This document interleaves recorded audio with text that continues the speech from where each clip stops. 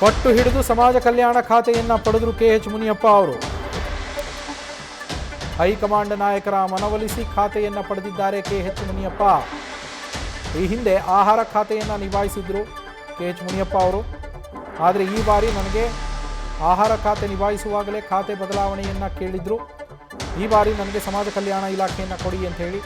ಆಗ ಖಾತೆ ಬದಲಾವಣೆ ಮಾಡದೆ ಹಾಗೆ ಹೈಕಮಾಂಡ್ ಕೂಡ ಸುಮ್ಮನೆ ಇತ್ತು.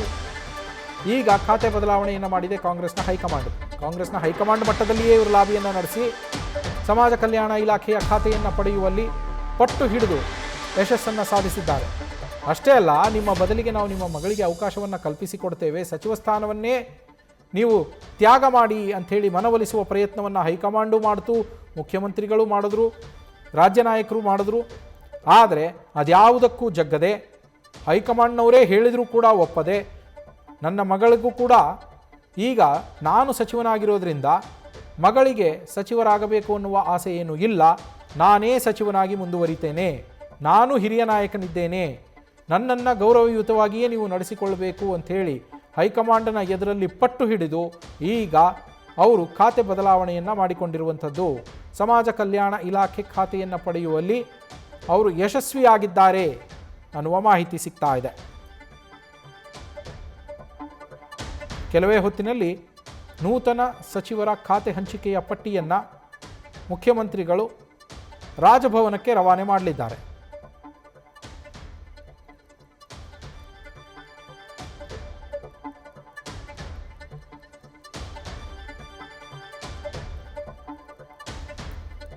ರೂಪಾ ಶಶಿಧರ್ ಅವರಿಗೆ ಸಚಿವ ಸ್ಥಾನವನ್ನು ಕೊಟ್ಟರೆ ಹೈಕಮಾಂಡ್ನ ಚಿಂತನೆ ಆಗಿರ್ಬೋದು, ಹಾಗೆ ರಾಜ್ಯ ನಾಯಕರ ಚಿಂತನೆ ಆಗಿರ್ಬೋದು, ಇದ್ದಿದ್ದು ಕೋಲಾರ ಮತ್ತು ಚಿಕ್ಕಬಳ್ಳಾಪುರ ಜಿಲ್ಲೆಗಳಿಗೆ ಪ್ರಾತಿನಿಧ್ಯವನ್ನು ಕೊಟ್ಟಿಲ್ಲ ಅಂಥೇಳಿ ಏನು ಹೇಳಲಾಗ್ತಾ ಇದೆ, ಆಕ್ರೋಶಗಳು ವ್ಯಕ್ತವಾಗ್ತಾ ಇದೆ, ಅದನ್ನು ಶಮನಗೊಳಿಸಬಹುದು ಅನ್ನುವ ಲೆಕ್ಕಾಚಾರ ಹೈಕಮಾಂಡ್ ನಾಯಕರದ್ದು ಮತ್ತು ರಾಜ್ಯ ನಾಯಕರದ್ದು, ಮುಖ್ಯಮಂತ್ರಿಗಳದ್ದು ಆಗಿತ್ತು. ಹೀಗಾಗಿಯೇ ಕೋಲಾರದವರೇ ಆಗಿದ್ದರೂ ಕೂಡ ಕೆಎಚ್ ಮುನಿಯಪ್ಪನವರು ಈಗ ಶಾಸಕರಾಗಿರುವಂಥದ್ದು ದೇವನಹಳ್ಳಿ ಕ್ಷೇತ್ರದಿಂದ. ಹೀಗಾಗಿ ಕೋಲಾರ ಜಿಲ್ಲೆಯನ್ನು ಅವರು ಪ್ರತಿನಿಧಿಸ್ತಾ ಇಲ್ಲ, ಅಥವಾ ಚಿಕ್ಕಬಳ್ಳಾಪುರ ಜಿಲ್ಲೆಗೆ ಕೋಲಾರ ಚಿಕ್ಕಬಳ್ಳಾಪುರ ಜಿಲ್ಲೆಗಳನ್ನು ಅವರು ಪ್ರತಿನಿಧಿಸ್ತಾ ಇಲ್ಲ ಅಂಥೇಳಿ ಅವರನ್ನು ಬದಲಾಯಿಸಿ ಅವರ ಮಗಳಿಗೆ KGFನ ಶಾಸಕಿ ರೂಪಕಲಾ ಶಶಿಧರ್ ಅವರು ಅವರಿಗೆ ಮಂತ್ರಿ ಸ್ಥಾನವನ್ನು ಕೊಟ್ಟರೆ ಒಂದು ಕೋಲಾರ ಮತ್ತು ಚಿಕ್ಕಬಳ್ಳಾಪುರ ಜಿಲ್ಲೆಗೆ ಪ್ರಾತಿನಿಧ್ಯವನ್ನೂ ಕೊಟ್ಟಂತೆ ಆಗತ್ತೆ. ಹಾಗೆ ಮಹಿಳಾ ಕೋಟಾದಲ್ಲಿ ಸಚಿವ ಸ್ಥಾನವನ್ನು ಕೊಡಬೇಕಲ್ಲ, ಅದು ಕೂಡ ಆಗತ್ತೆ. ಒಂದೇ ಕಲ್ಲಿನಲ್ಲಿ ಎರಡು ಹಕ್ಕಿಗಳನ್ನು ಹೊಡಿಬೋದು. ಆಗ ಅಲ್ಲಿಗೆ ಮಹಿಳಾ ಕೋಟಾ ಭರ್ತಿಯಾಗೋದ್ರಿಂದ ಈಗ ಒಂದು ಸಚಿವ ಸ್ಥಾನ ಈಗಾಗಲೇ ಖಾಲಿ ಇದೆ. ಆ ಒಂದು ಸಚಿವ ಸ್ಥಾನವನ್ನು ಯಾವುದಾದರೂ ಒಬ್ಬ ಅಸಮಾಧಾನಿತ ಶಾಸಕರಿಗೆ ಕೊಡೋದಕ್ಕೆ ಅವಕಾಶ ಇರ್ತಾ ಇತ್ತು.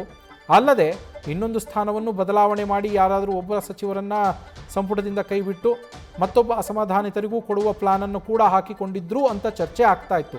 ಕಾಂಗ್ರೆಸ್ನ ನಾಯಕರು, ಕಾಂಗ್ರೆಸ್ ಹೈಕಮಾಂಡ್ ಮಟ್ಟದಲ್ಲೂ ಹಾಗೂ ರಾಜ್ಯ ನಾಯಕರ ಮಟ್ಟದಲ್ಲೂ ಇಂಥದ್ದೊಂದು ಚರ್ಚೆಗಳಾಗಿತ್ತು ಅಂತ ಏನು ವರದಿಗಳಾಗ್ತಾ ಇತ್ತು.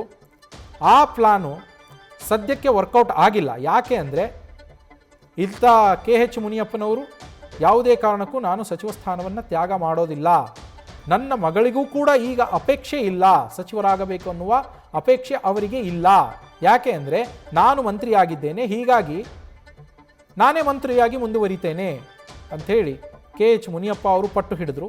ಅಷ್ಟೇ ಅಲ್ಲ, ಆ ಪಟ್ಟಿನ ಜೊತೆಯಲ್ಲಿ ಸಚಿವರಾಗಿ ಮುಂದುವರಿಯುವ ಅವರ ಪಟ್ಟೇನಿದೆ ಅದರ ಜೊತೆಯಲ್ಲಿ ಮತ್ತೊಂದು ಕೂಡ ಬೇಡಿಕೆಯನ್ನು, ಡಿಮ್ಯಾಂಡನ್ನು ಇಟ್ಟು ಒತ್ತಡವನ್ನು ಹೇರಿ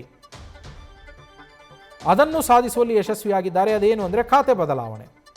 ಆಹಾರ ಇಲಾಖೆಯನ್ನು ನಿರ್ವಹಿಸ್ತಾ ಇದ್ದಂತಹ KH ಮುನಿಯಪ್ಪನವರು ನನಗೆ ಆಹಾರ ಖಾತೆಯ ಬದಲಿಗೆ ಸಮಾಜ ಕಲ್ಯಾಣ ಇಲಾಖೆ ಖಾತೆ ಬೇಕು ಅಂಥೇಳಿ ಪಟ್ಟು ಹಿಡಿದು ಸಮಾಜ ಕಲ್ಯಾಣ ಇಲಾಖೆಯ ಖಾತೆಯನ್ನು ಪಡೆಯುವಲ್ಲಿ ಯಶಸ್ವಿಯಾಗಿದ್ದಾರೆ.